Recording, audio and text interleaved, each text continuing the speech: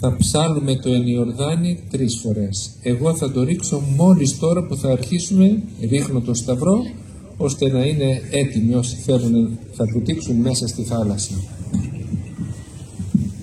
Ενιορδάνη βαπτιζομένος ο Κύριε, ή της Τριάδος εφανερώθη προσκύνηση του αργενήτωρος η φωνή προς εμαρτύρηση αγάπητον σε Υιόν ονομάζουσα και το πνεύμα εν είδη περιστεράς εβεβαίου του λόγου το ασφάλες ο επιφανής Χριστέ ο Θεός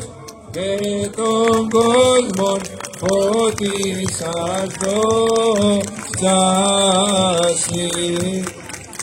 Εν Ιορδάνη βαπτιζομένος σου Κύριε, ή της Τριάδος εφανερώθη προσκύνησης που αργενήτωρος η φωνή προς εμαρτύρησιν αγάπητον σε Υιόν ονομάζουσαν και το πνεύμα εν είδη περιστεράς εβεβαίου του λόγου ο ασφαλές ο επιφανής Χριστέ ο Θεός και τον κόσμο φώτισας δόξασι.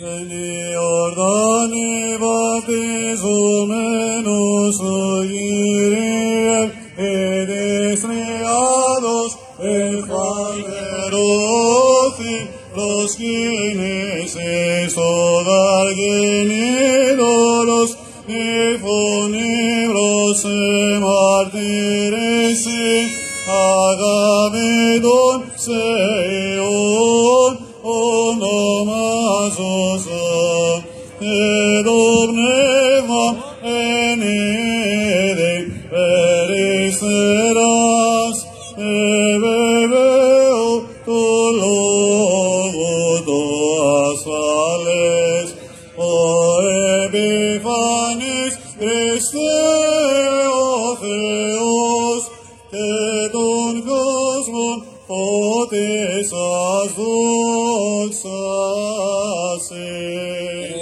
Επεφάνιση